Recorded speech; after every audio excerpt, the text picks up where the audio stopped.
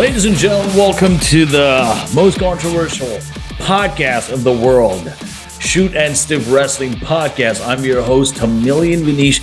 The audio podcast will be available on Anchor.fm, Spotify, Podcast One, iHeartRadio, and Google Play Music. And tonight, this is a video podcast, and this video podcast is available on Spotify and YouTube.com.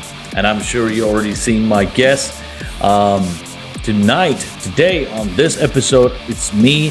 I don't have my co-host because he's out with his family. He's in a vacation. It's past New Year, but still, he's in the New Year celebration mood. So on behalf of C-Dub, this is me, Tamilian Vinish, and this episode is brought to you by AWWA Wrestling, American Warrior Wrestling Alliance.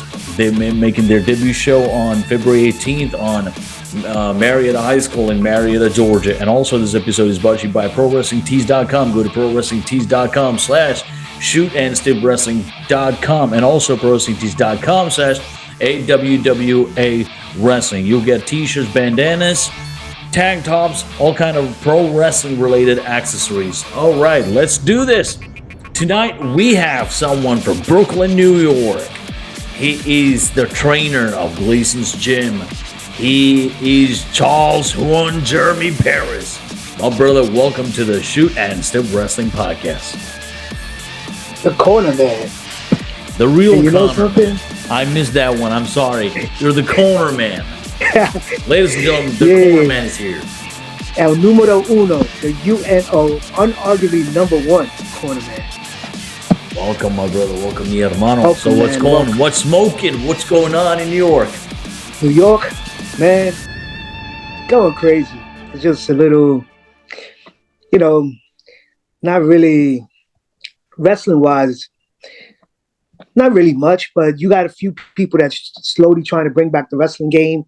COVID knocked it out a bit. And then like Johnny's not trying to run those shows at the moment. He's dealing with, his health issues, family stuff.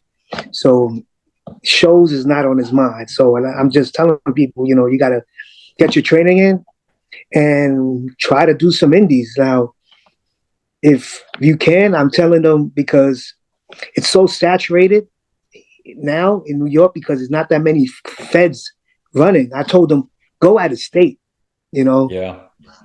Because if not, it's going to be hard for you to get in one of these local shows because the click's already in there.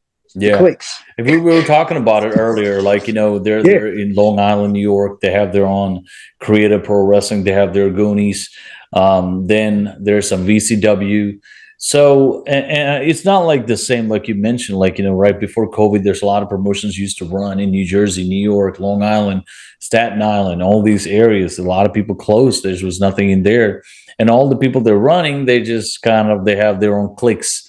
They just book their own people, and it's tough. And I don't blame Johnny. And Johnny's the smartest one. He's not running right now. At this moment, I believe he will run again at the right place at the right moment at the right time. Yeah. Yeah, like right now, he's not feeling it. He's dealing with his health stuff and his wife and all this and family. He's like, he don't need to be running. So he just says, train. Just get yourself ready. How do you get booked? People, there's some people that haven't done indies, and they had that ready time to do it once COVID hit, but then COVID hit, then they never got that opportunity. So I told those, I'm like, all right, y'all don't want to do it. I said, I need to present yourself and maybe just write to the WWE and get that. Yeah. They never, so some of them never touched WWE extra work, never even touched the WWE recruit site. Yeah. And so now in 2019, they're too good, brother. They're too good. Huh? They're too good. That's why they don't touch it. Yeah, I told him. I said, you got to do it. I said, if you're not going to do indies and Johnny's not doing shows, you're going to have to do it. Just present yourself, get in shape, get those pictures, bring a gimmick, bring something to the table. At least touch that. If you don't want to do it, get somewhere. Do something and stuff. Touch your waters. And if you don't want to do the indies here in New York, play around, go somewhere. take it as a vacation or something. Yeah, But getting in the ring and training is good. It's great. I mean, unless you're a popular guy, let's say Antonio Gogo, who's a boxer from England, or Shaquille O'Neal is a basketball player. Yeah, I get it. You get in the ring, you do the training because you have that big exposure already, and you don't really need to go out there and do the indie shows. But you're nobody if you're not popular. You do require some sort of wrestling shows. You need to go out and do shows. Otherwise, let's say AEW or WWE or Impact Wrestling reaching out to you, hey, we're looking for wrestlers. We want to see your work. Why don't you send us like 2 or 3 good quality matches? And then when you barely worked anywhere, but you're still training, you're phenomenal in the ring. You're doing great, but you don't have any good high definition quality matches on tape. Then they don't care. They're not going to hire you. And they're not going to watch your stupid fucking practice matches. They don't care about that. yes, And a lot of people, they don't know this thing. That'll probably be for like the college kids where they don't have no wrestling videos. Yeah. But they're like a track and field runner, a hurdle, gymnast, volleyball player. They could put that up. But they fall into different criteria. Yeah, They're part of that, whatever that letters they got now, the NIL, CIL, what's the... Yeah. That was a one-time thing from what I know. It's different from you and I, man, that we're just wrestlers. We train them that. So we have to present that on the table. Yeah, you have to have good promos. You have to have good matches. You have to have like good in-ring work in front of the crowd. Just because you're trained by Pat Buck or Matt Cardona or what the other guy's name, Brian Myers, whatever, it doesn't matter. None of these things are matter. Maybe you might get some sort of squash matches, but that's pretty much it. But it's that's not gonna take you anything or anywhere, Yeah, like some recent kid, he's up there. Like he's been training a while at Gleason's, and I think 2019 he could have branched out more, but then the COVID hit, so he's just been training. But he's been leading the charge. He's like another guy that Johnny trusts to train people and stuff. So he was like, Charlie, man, I said, write to Gabe, because now it's Gabe. You got to write for Extra Word. I said, write to Gabe. Give him some dates you want to do. He did that, and Gabe told him the spots were filled. But hey, can you send me 2 matches and a picture? Now he's stuck, my buddy. Yeah. Because he has nothing. What he's going to show something from 2018, 2019. And Johnny only did 2 shows during the pandemic, but they were not. They were like little fundraiser shows for VFW, and that was one this past summer and last year's summer. Yeah. So what you going to do? Just show those 2 matches? So I told him, hey, man, if you want, take a crack at it. Send a training video if you have to. Yeah, go to Pennsylvania, whatever, Boston. He's in good shape. Shows, he can move. He can move. I said, you can do that. Take a crack at it. But he's like, how long? I said, well, he told you to send 2 matches. Well, you don't wait too long. I doubt you're going to get any show right now. So I showed him. So tell me, brother, when all these things started, like when did you start to join in Gleason's? Like what year? It's funny because I want to say either January. It's too many bumps to the head.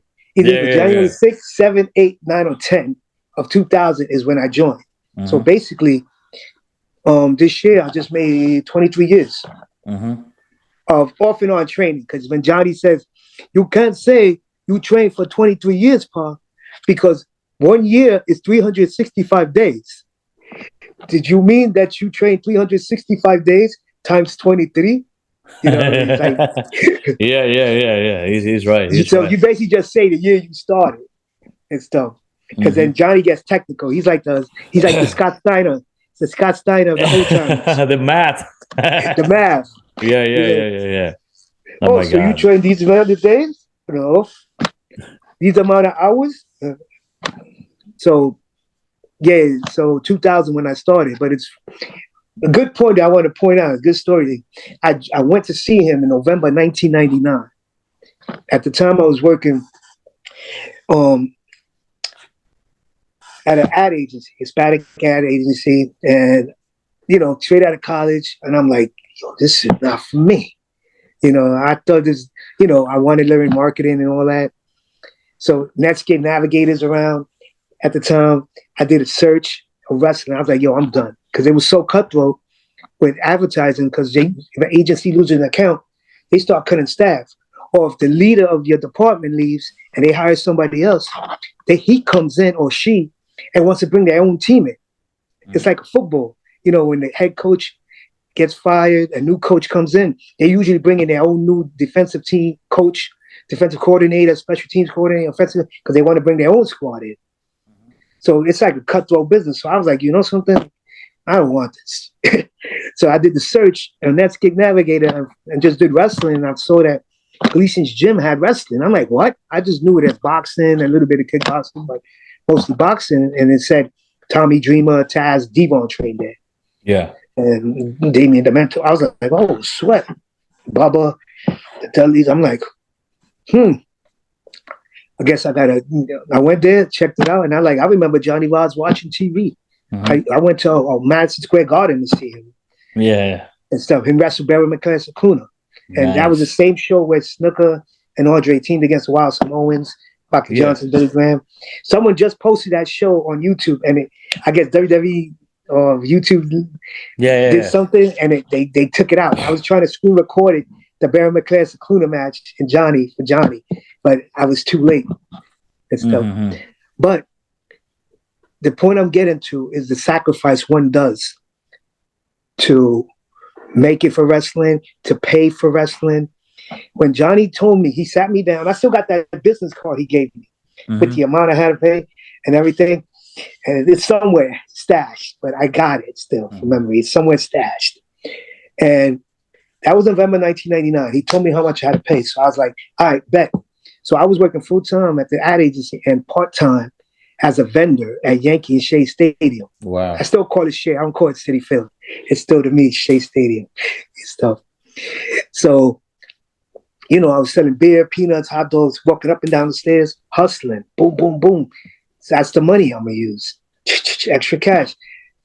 He even said, I'll give you a payment plan. You know, Juanito, you can start now, next week. I was like, the Monday. I'm like, nope. I said, I want to get my money right. Once I have the money, I'm coming in, I'm dropping it to you. He always wanted to help everybody. Even when I remember I started, I said, like, I'm short of a certain amount of money. And he was like, don't worry about it. Just start from tomorrow. You know, you just come in from tomorrow. Just fill up the papers and we'll take care of it later. And he's kind of, he liked to help everybody. Yeah, but it's like my sacrifice story. You have your own sacrifice story of the travel. When you hear Devon's story, then you hear about like you more. Everybody got this story. Nowadays, fast forward and stuff. Nowadays, everybody wants it. Yeah, right away. They never been anywhere, but they just want that big money. Yeah, it's like they didn't even get that much training. And it's like, I ain't hating him. I'm not getting no matches. I don't understand. I tell you this, brother. Like, you know, I'm sorry to cut you off, but I can relate it to you. Here in Georgia, we have like a big school. It's called Nightmare Factory, whatever. QT Marshall, Cody Rose, and all these guys owns. So now I know people. I know students actually being there, trained there. And one of the promoter told me this. Some of the students contacted these promoters and asked for insane amount of money. When I'm saying insane, that means you're barely traveling an hour or two, maybe less than two, and they were asking for $300, $200, $150, but nobody heard about them. And their thing was, we're trained by Cody Rose, we're trained by QT Marshall. I was like, and the promoter was like, we don't care who you train by. It doesn't matter if you fucking trained by Hogan or Ric Flair. Can you work? Do you have matches? I never heard about you. Can you sell tickets for me? No. Yeah. Well, God forbid you got to sell a ticket or push the show. You remember like whenever Johnny runs a show, he'll give you tickets. You got to go and sell it. You sell it, you're booked. If you're not, you're not. Yeah. Like there's promoters that do that, and then there's promoters that don't rely on ticket sales. They rely on social media. They'll book every time. They book the clicks on their shows, they figure the people are gonna follow their clicks, so they come and everything. But like, no, Johnny wasn't that like that. Always, he always give you tickets, 100 tickets, whatever. You sell it, then you work. If you don't sell it, you're not gonna work. Yeah, and he'll ask you questions. Yeah. Get you on the battle royal. But now this generation, man, and it started around 2018 in New York. Yeah. Because I felt it in Gleason's with the whole entitlement era. Yeah. So then I started training in BWF. And lo and behold, there was other people like myself that left because BWF was more like a, Bronco had his students that he trained, but a lot of us were like, we just left other schools and we were there for many years. Yeah. And we decided to go to BWF because it was like an open range place. But when Bronco's students would come in, Bronco would say, all right, we got to drills. Because he had his own like students. Yeah. So he had to train. But then a lot of us, the senior guys there, like the older ones, we all left our other places or took a break from it because we saw entitlement error. And I was talking to people from other schools that were going there with me. I was like, yo, what happened? Why are you over here? Because I knew him from the Indies. Bro, I can't take it because the school's owner is just letting it slide, because it was that like a participation trophy kind of era. Yeah. And stuff. And just letting people slide, the entitlement. Oh, because I've done this, I deserve this. Oh, because I did. No, come on, man. Back in the days, man, you had to earn. Like sometimes you had to, what you call, practice. Then you then you refereed, then you managed. You did this. Then you was a tag team and all that. Then you did gauntlet. Then you get your singles matches. You sort of built so you could learn everything. And everything. Yeah, now, I started doing battle royals for like first six months, and then after that you like 8-man tag matches, 6-man tag matches. You get small spots. Then you get tag matches. Then you get triple threats. Then you get 1-on-1. Yeah, so you build the process. The moment these kids, man, I was like mad entitlement. I want this, man, and he's like, whoa. And then the promoters or the school owners, they'll let them slide with it. And, all the old timers from each school or the vets guys is like, yo, what the hell's going on? So they get disgusted. A lot of us went to BWF because it was like more open ring. So we would go there anytime, do our thing. But then, Bronco, like I said, if he had us do drills, to help the other kids, his students or anybody else, we would do that, paved the way for the next one and stuff. So tell me this, brother. Like, so all these years now, I know. I remember when I came to Gleason's for the first time. It was the old building, and when you go inside, on the left side, he had a picture with Eddie Guerrero, the Big Show. Did you ever get a chance? Still got that picture. I know, right? Did you ever got a chance to get involved in any WWE documentaries or anything that filming? Actually, someone told me you could see me in that Taz video. It's like we doing wrestling things, wrestling spots. I was like, "What?" He's like, "Yo, that's you, bro." It's just little clip, like 15 seconds of frames. Yeah. Instead of fame, 15 seconds of frames and stuff. That, and then some independent film for a wrestler movie. It had Striker in it. It had Striker in it and everything called WrestleManiac. There's 2 WrestleMania. There was like one with a Mexican luchador kind of thing. And then there's one called WrestleManiac that was based on the New York wrestler. This guy named Radu, and his trying to convert. He's a European wrestler trying to become a wrestler here in the States and everything. So, but then a whole bunch of us from Gleason's were in there and stuff. But it was like an independent film and everything. Oh, yeah. They got an IMDb too. You see WrestleMania. Nice. But they didn't add our names. Supposedly they was, but I didn't see my name. I found my name, but for some short film, independent film, I did call it Tag You're It. It's like some, but I didn't see my name for that one. So, from 1999, you started your training. Now it's like what, 23, around 23, 24 years now since this business. You've been in a time period where WCW was around, ECW was around. The bad thing, bro, when I started, WCW, ECW was still around. still. So we were hyped. Yeah. And then like slowly, when we were progressing, the year we were progressing and getting better, is when WCW went, ECW went. So all of us was like, what now? I know, right? I mean, so let me ask you this. Like, so you've seen all these rise and fall of Yeah. ECW, WCW.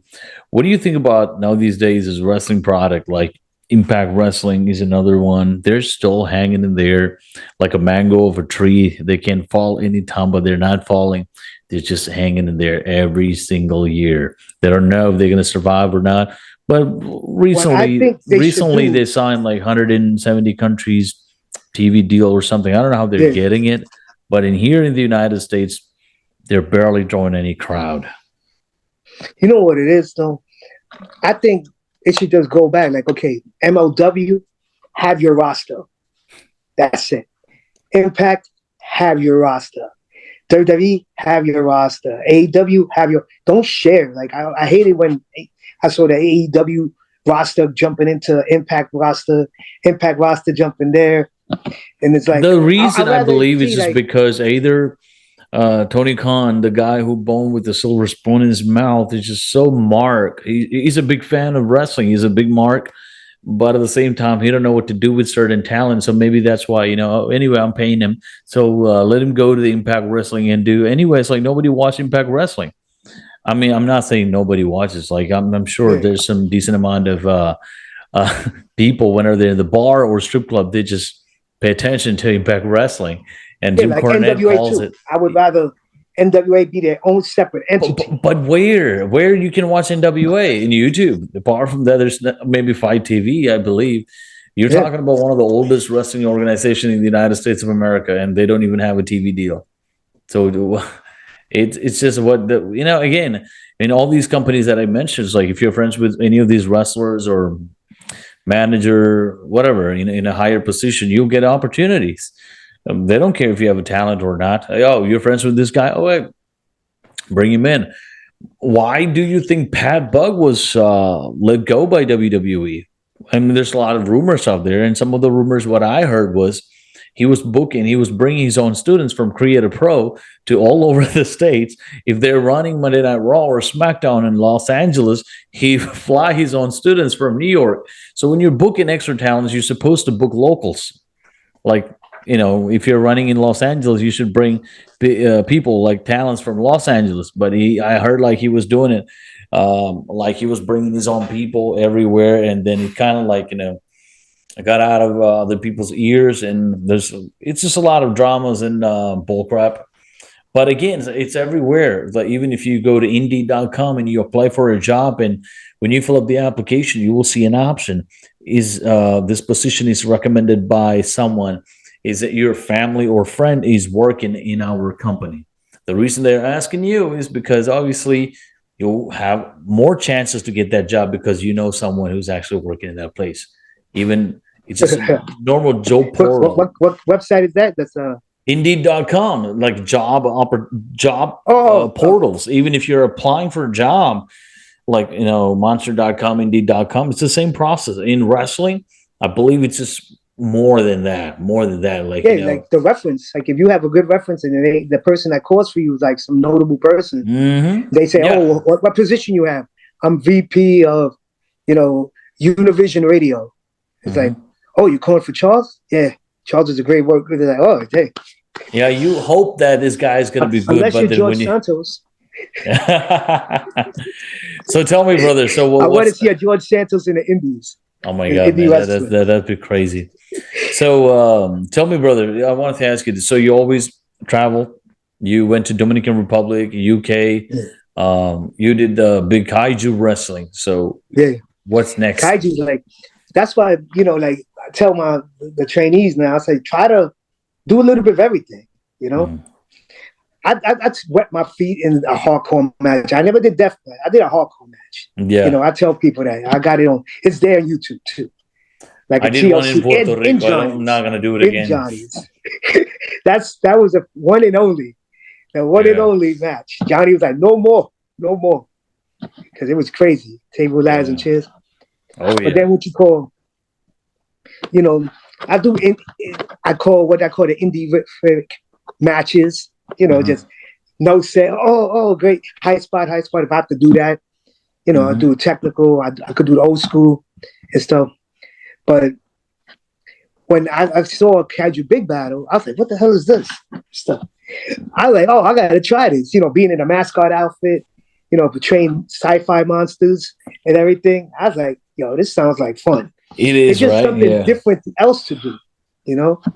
Hey, like if they want to knock it. But when you're in that costume, it's insanely uncomfortable. I mean, if it's winter, great, perfect, awesome. It's great. It's a great feeling. But it's the summer, you just want to get out of it, right? Yeah. And then people can't knock it because there's been giant pandas in Japan, little kids wrestling adult wrestlers. Are you shooting at Kenny Omega, pal? I'm just saying. Then you ever saw Hustle? Hustle was one of those where they had the guy that looked like one of the Street Fighters and everything.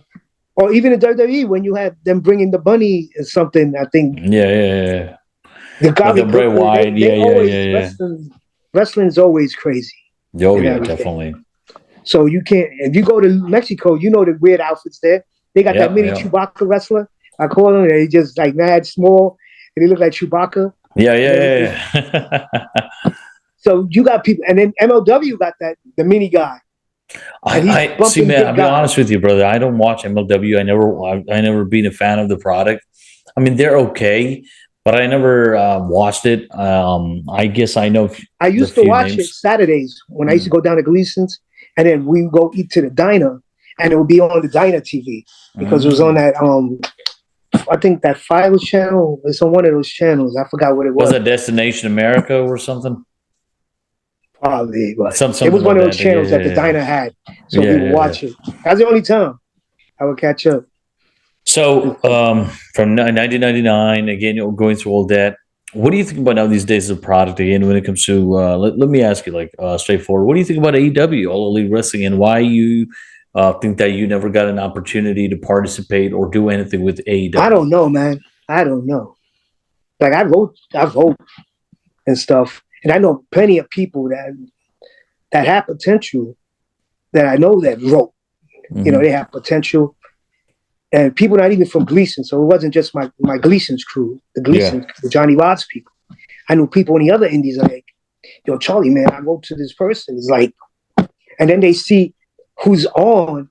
Some people we knew. So we was like, enough props, at least somebody we know. But then it was some other people that we knew that didn't even have time in. It's like, yo, but the fact that they were at certain facilities, for camps or something, and bam, they got it. It's like, oh man. And I'm like, yeah, that's a slap in the face to all the other people, Yeah. I believe, again, it's just not only that, again, just what we talked earlier about, it's all about the context. It's all about who do you know and who do you recommended by, referred by. It's always going to be like that. That common factor is going to stay in wrestling business. Anyway, so what do you think about WWE rumors? They're selling the company, and there was a wrong news spread out by Dave Meltzer saying that they sold to Saudi Arabia. Vince, they're not. Vince won't sell. Vince will die before he sells WWE, and it's definitely not going to Khan. He would buy AEW first. His ego's too strong. To ever let somebody that's like if he let Turner buy him. Yeah. I mean, Tony Khan and AEW, look at their ratings. It's just bad. It's terrible. Like, the only reason people are still watching is because of the former WWE stars on it. Yeah. Chris Jericho is going out there and saying it publicly, we're building stars. You're building nothing just because you put over some indie guy. They did. What's his name? The Sting look-alike guy, the mini Sting dude. What's his name? Darby Allin and all the other guys. Most of them are small, but at the same time, my point is like when Jericho recently said, we are building stars. Just because you put some random indie dude who barely trained anywhere, that doesn't mean you're building a star. That means you're just showing the world that how such a stupid freak you are. And because what is that? actually going to do that to that kid Andrade, whatever his name is. And again, it doesn't matter. They signed AR Fox. They signed some of these guys. And what they're going to do? 6 months, you will see them TV and they'll disappear. What happened to Miro? Rusev? Where is he now? You know, they doing what the WWE did with NXT. They just put people on the shelves. Yep. They never. Okay, let's play. They barely had their own stars. Him today. And still, to this day, people don't understand the fact that even though if you want to, get in somewhere, you have to do the right way. And people people still looking for that contacts where they can get extra work. I know people go to NWA getting squashed under 5 minutes, and they post it everywhere on social media. I made it. Like, where the fuck you made it? You made it nowhere. You just made it maybe on YouTube. Look at their fucking world champion. Johnny says that all the time. He's like, oh my God, I must have made it 25 million times if I got squashed. That's the thing people don't, and I can see a lot of people posted like, if they see someone that they know, they did AW Dark Elevation, NWA, and they posted, they share it. I'm proud of you. I'm so happy. Just open your fucking eyes. They're there just for barely 2 minutes. That means nothing. Anybody who can take bumps, they know how to take bumps, they can do that shit under 2 minutes. That's not going to do anything. All right, let's talk about. So we covered about WWE. We covered about AEW. We spoke about. Oh, I know, because you've been international too. I just want to mention one thing. Yeah. Because you did international shows, and I went abroad. I went across the pond in London and Dominican Republic, and I thanks to Kaiju, I actually worked somebody from DDT Pro. I forgot his name, but he hardly spoke no English. Yeah. What I was telling some of the kids this past weekend at Gleason's was, you want to get that experience when you try to wrestle somebody that doesn't speak your language. I went to the Dominican Republic thanks to Bronco, and I wrestled in the city of Mocha and Las Minas.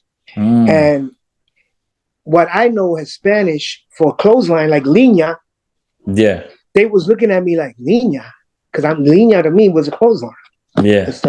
And they was like, huh? Okay. Then I just demonstrated what I wanted to do. Like, then they said, guillotina. So they called it different. Then I said, let's chain a bit. Mm-hmm. I call it cadena. Vamos a cadena. Mm-hmm. And they was like, okay. I was like, then I just did some little motions of chaining. Yeah. They're like, quebra. I'm like, but in Mexico and Japan, and most of the time it's the same thing. In Japan, the language is different, but clothesline, they say clothesline, drop kick. And that's how they say. They just added their own flavor. Mexico, they say plancha, stuff like that. Yeah. Yeah. And I love the London crowd, even for Kaiju, because we were there. We did the Progress show for the Super Strong Style 16, but then we did a Kaiju show at night. Mm-hmm. I think it was, or day. No, it was night. And there was during the day. Yeah. And the crowd, no matter what, I love when they sing. They just sing songs. Like, chat. And I was like, they doing it for Kaiju. I was like, oh, yes. That's really cool. Yeah. They're having fun. They're enjoying it. Yep. And then, just experience an arena like at the Alexandra Palace. Ali Pali is like a huge arena, famous and stuff. It has like, forget it. You Google Ali Pali, Alexandra Palace. To me, to even go to London and perform there, I don't care if it was Kaiju Big Battle or it's always definitely an honor. A Shindy of London. But the fact to say that I was there in London and performed in Alexandra Palace was a great opportunity. And to work somebody from DDT Pro on More Mania weekend for WWN with the Kaiju versus DDT Pro event and everything. That's great that experience. Cool. And all right, ladies and gentlemen, we'll be right back after a short break.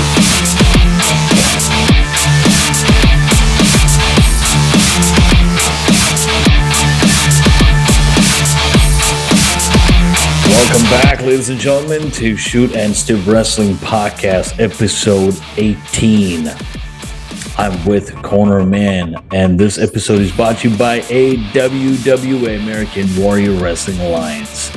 All right, so we were talking about the international experiences. We were talking about Impact Wrestling, the opportunities, WCW, ECW, AEW. We were talking about MLW.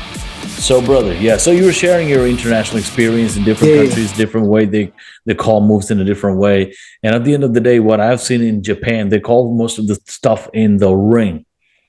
They talk the basic stuff in the back, but at the same time, 90% of the matches happens in the ring. Even though you don't speak the language, but still they call it in the ring. And here, what do you think about people now these days choreographing wrestling moves? In before the matches in major. I don't try to knock it because the old school people, like the infamous is the Macho Man Steamboat, but it's just not my cup of tea of trying to remember everything. Yeah. If I was that smart, I'd probably be an engineer or a doctor, right? Yeah. I did one of my indie shows with this kid and in Pennsylvania, with this Pennsylvania Fed called World Wrestling Federation, and we wrestled in Ohio, in Xenia, Ohio. Mm-hmm. And he was calling everything in the back. And so my homeboys from Gleason, we were all down there. And then I just did this look, and they looked at me. He was calling down to the chaining and everything. The best part was when he said, okay, I'm going to chop you like Ricky Steamboat. You take the bump. Then I'm going to go outside, climb up to the top, and give you a Ricky Steamboat type cross body press, flying body press.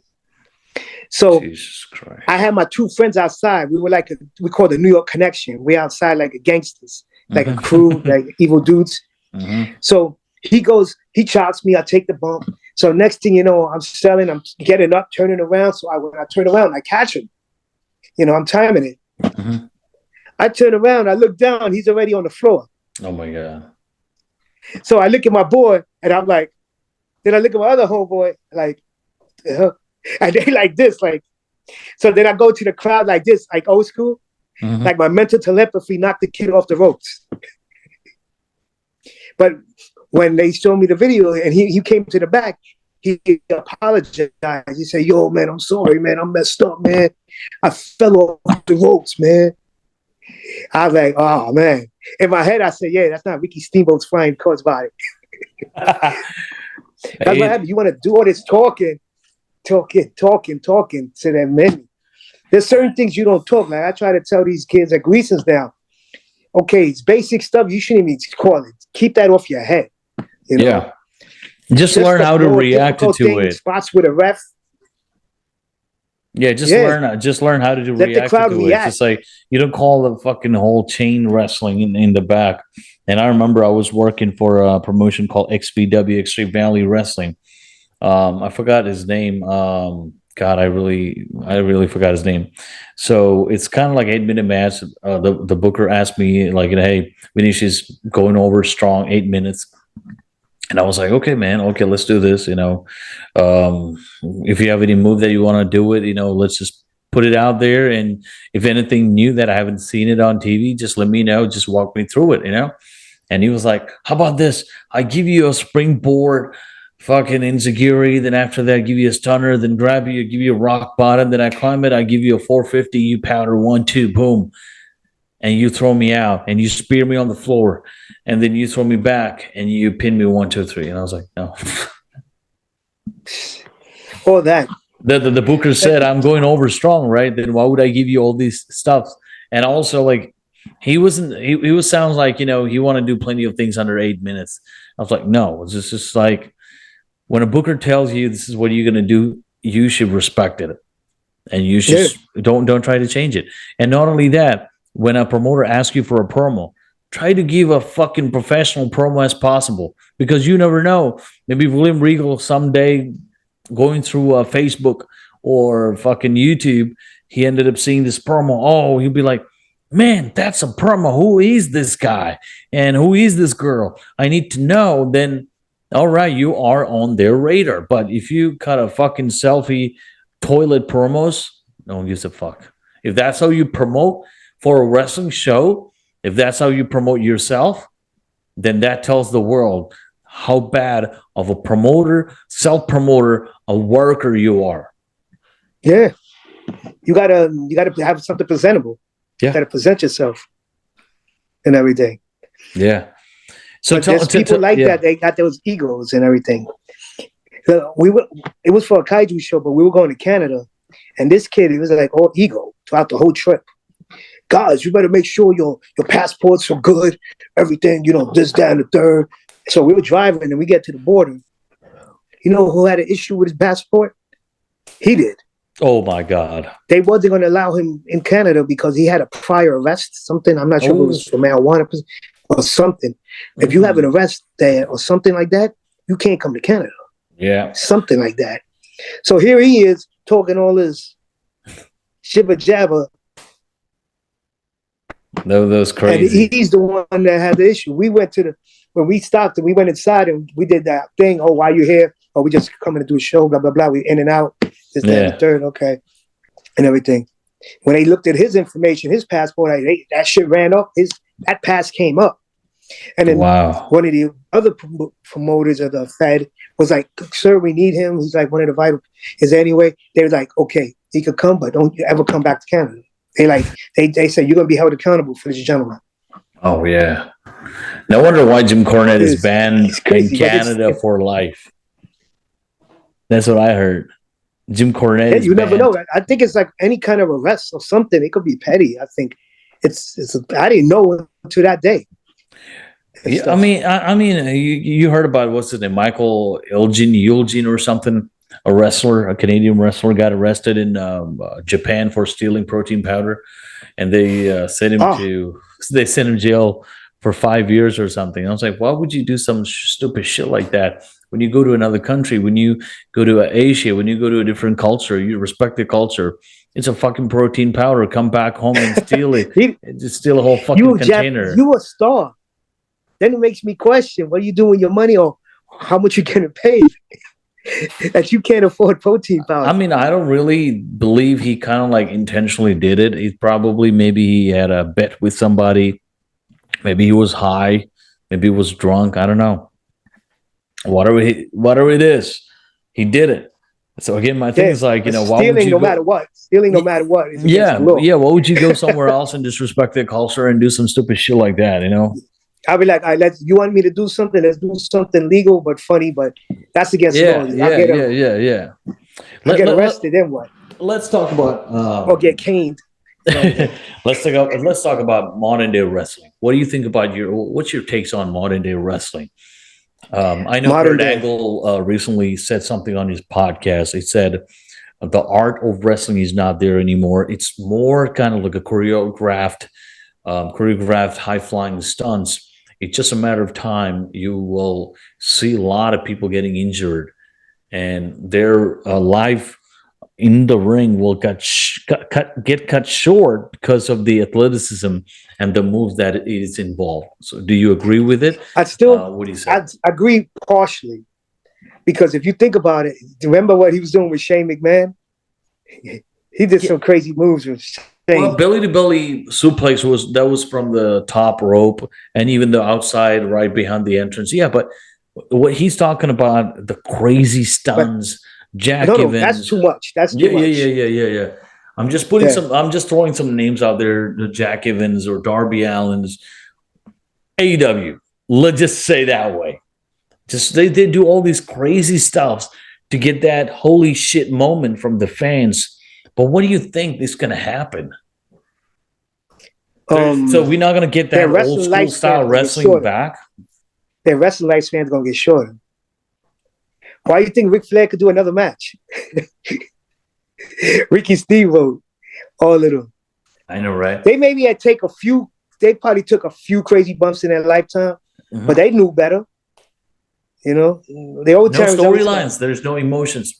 Because I'm saying this because, you were here when Cesaro, I don't know what he goes by right now, but Cesaro got fired or released, whatever the right term is.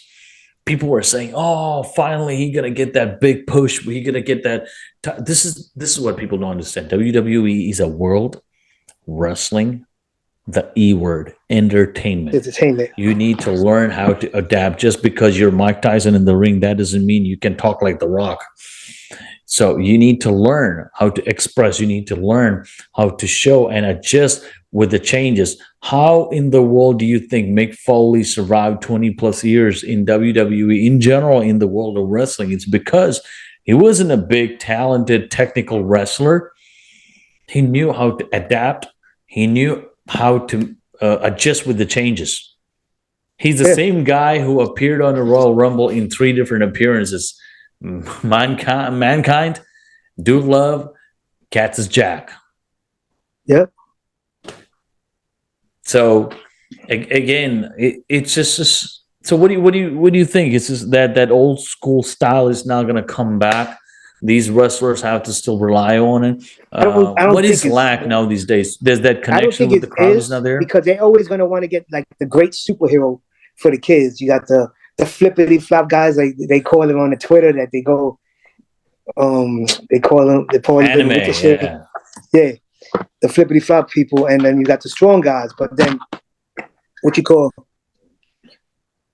you know, it's not going to go back. I don't see it going back. Like for them to go back, I would like them to go back to the enhancement workers days too, where you build the star, you know, not have like say per se, okay, you're building up Brock Lesnar. Mm-hmm. He's a new guy in town. You're building him up. But now you're going to put him with Kofi Kingston, who's already a star. Mm-hmm. But then since you don't want to book enhancement workers, you're going to put Kofi Kingston against him, and now he's going to, while you're building him up, he's going to squash Kofi Kingston. So now you kill Kofi. The following week, okay, throw him with Cesaro. Mm-hmm. Then you kill Cesaro. You know, like get those extra talents, local talents, like the NWA used to do, AWA, WWE back in the days, and you'll save time too. You save money because what you're going to give them, you know, maybe a few bucks and everything, and you don't have to have all these bodies paying them for their airline trips and everything, because you know they probably paid them probably for the airline and the hotel, or they expense it and they have to pay them later and stuff. Unless when you're in the WWE, you got to pay for your own hotel and flights. But I'm not sure about that. Maybe some people, but I'm not sure. But it'll be better because then you won't kill that many stars. You know, like when you're building up somebody, like let them build. Like when back in the days when a new guy came in, he was just beating enhancement workers, and he's like, "Oh my God, undefeated!" And then when he finally gets in the ring with like somebody, you know, they clash and everything again, the beef, and now you're waiting for these two people to clash because they never touched each other. Give you an example. Lance Archer. Lance Archer was the Bill Goldberg of AEW for 2 years. He's going there doing the dark and elevation, squashing everybody, destroying people back and forth. And they put him with Miro one day on Dynamite, and boom, he put him on sleeper and he was done. So you've been pushing this guy for a whole fucking year, and now he just fucking passed out. That was bad. They should have had it where they just clashed each other, like begin a feud. Same thing happened with Wardlow and Samoa Joe. They've been pushing Wardlow like a fucking god. He was power bombing people, 10 power bombs, 5 power bombs, 20 power bombs, and one day, boom, he passed out in front of Samoa Joe. So now you're putting over a WWE guy over AEW guy. So if he's going to pass out, why the fuck you are just pushing him to the moon? It's a bad booking. Yeah, that's the bad part too. That's a problem when you're a fan. See, this is the problem. I always get people. I always have people tells me I can book better. No, you can't. No, you can't. If you're a wrestler, if you've been in this business enough, if you travel around the world, if you could, you would have. Yes, you can. Yeah, but you never been anywhere. You're a fucking fan, and you're saying that you can book better. No, well, go and watch AEW. That's what happens when you're a fan and you book a show. That's what happens. Yeah, go and watch WWE. You will see why the product WWE is always better. No matter how many people say crap about WWE, they are still number one on top of the world. Is because they're run by professionals. They're very organized. Yeah, and a tight ship, you know. Yeah. They're from very what I heard, organized. like what you told me, and They what know I their know shit. They people. know what they're doing. It's not like I still remember my first day in AEW, Dark Dynamite, whatever the fuck it was. I went in the back. The referee chick, what's her name? Aubrey, Brittany, whatever. She was the Yeah, one writing down on the board the match card, and one, two, three, four. It was like 5 or 6 matches or something. She'd been writing it, raising it, writing it, raising it, moving the place back and forth, back and forth. I was supposed to be on a 6-man tag match that's changed to a one-on-one tag match. Then it changed to a tag match.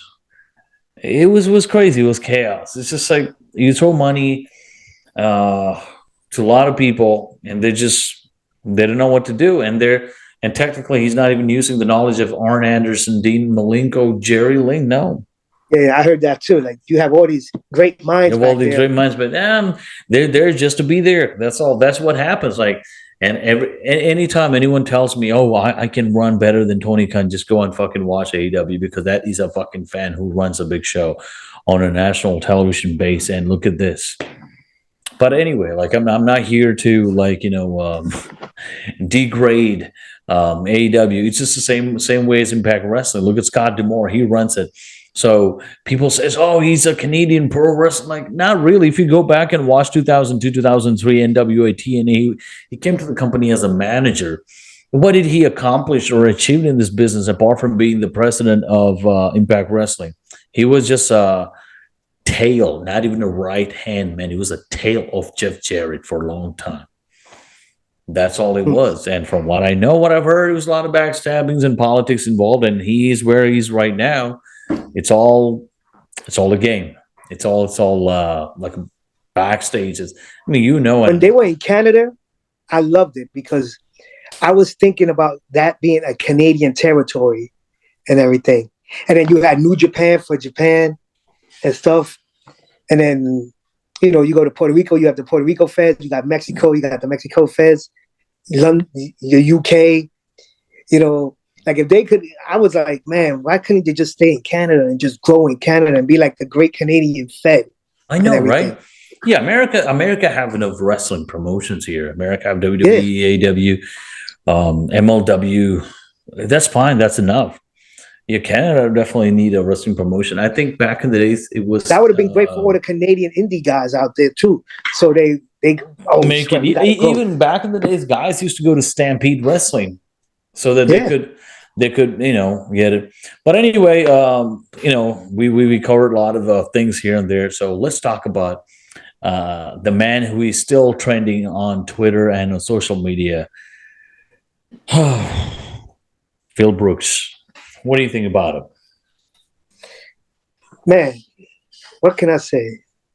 He must be a very interesting guy, man, because or one of these guys you sign because maybe like entitled.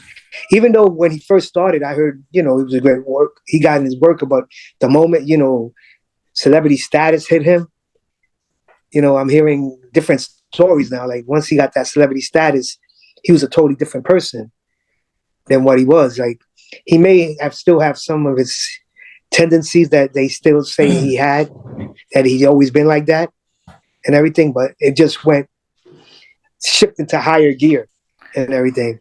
So recently, Dax, what's his name? Dax Harwood, whatever. Now it's just everybody does podcasts. Hey, even I have a podcast. So FDR. So he said something about Punk being the super nice, sweet guy. This is coming from a guy who actually walks around with the Bret the Hitman Hart T-shirt in the back of AEW locker room.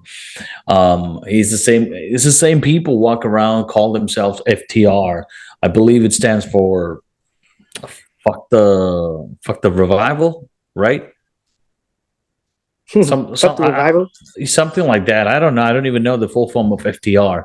So I believe something like it's fuck the revival or something like that. So again, you are embarrassing yourself about a gimmick that you did in the WWE, and then you call it as FTR, and on top of that, you're walking around with Bret Hart T-shirt like a mark, even though you have your own name. You establish your name still. You're acting like a child, and you have your podcast now. You are talking about how CM Punk is the greatest guy how he wanted to change the business. What do you think about all these things? Like, aren't we supposed to be better than this as a larger than life characters? I think so, but like you said, he got a podcast. It's his platform to express himself, how Yeah. he feels fit, and everything. But maybe he had a different relationship with CM Punk than, say, yourself, myself, if I ever met him, or anybody else, and everything. You know, it's just one of those things where, like, I only saw him wrestle. I think I went to Philly one time and everything. That was it. I think I saw him wrestle once. Do you think he ever will go back to AEW, or even do you think he will go back to WWE? I think he'll go back to WWE for maybe like a present, like one of those Royal Rumble surprises and stuff. Like, oh my God, number 6 and everything. Oh, number 6 in the Royal Rumble. It's CM Punk and everything, or some weird number, just to come out. Another question. The crowd will pop no matter what. The crowd will. Oh, yeah, definitely, yeah, good or bad, like definitely, yeah. Another question about another individual, Carlito. Did you see him lately? He looked like insane amount of shape. Oh yeah. Oh yeah, it looked like a bodybuilder. Looks fantastic. Looked like $1 million. Do you think though we can see another pre-run of Carlito in WWE? That would be great. He hasn't been around, so once they play that song, I spit in the faces of people on cool. The crowd will pop. It's like, why do you think they bring back some of these people? Because they know, like, right now, certain stars, they losing their regular go-to people. Yeah. Back in the days, you could have went to Stone Cold, bring him back. Triple H, bring him back. Undertaker. Now the Undertaker's like legit can't really come back. Yeah, he's kind of Stone Cold. Stone Cold did what he did with Kevin Owens. That was awesome. That was fantastic. Yeah, they kept it basic, but it still looked good. Oh yeah, it does. It does. Oh man, people were chanting you still got it. I was like, come on, yeah. You got maybe The Rock.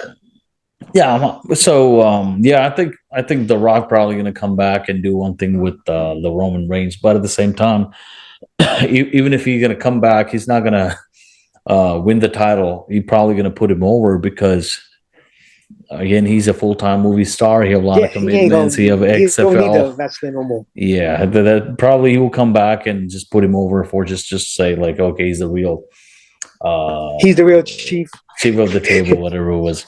So anyway, brother, it was a great conversation so far. We touched a lot of subjects from different companies, promotions. Tell me what's going to be the future of Gleason's Gym. The what? What's going to be the future of Gleason's world of unpredictable wrestling? Well, all goes well. I think if Johnny starts doing shows, I would like to keep it like more digital and hopefully get some people to start worrying about branding, creating their character. Yeah. Like how you said, you have to have a character and stuff. So, okay, it's like we were just talking about, like, say you put a promo out there just to promote a Gleason show, and your character is like, say, Robert Roode Glorious. You got this nice fancy robe and everything, and you hype this up, everything. And, just a Gleason guy, but you do a promo, and then the hashtags pop up on another, since you put cool hashtags, an algorithm pops up. Regal watches some promo, then all of a sudden your promo pops up on the side maybe of the video he was watching. Yeah. And he's like, oh, just like you said, maybe I see that. Yeah. That's why, sweat, let me contact him. If you do, and you fill out your YouTube channel correctly with the contact information, one thing leads to another, and he could probably find you or something. Maybe. I'm not saying it will be like that, or maybe another promoter, maybe what you call Billy Corrigan, the NWA, like something.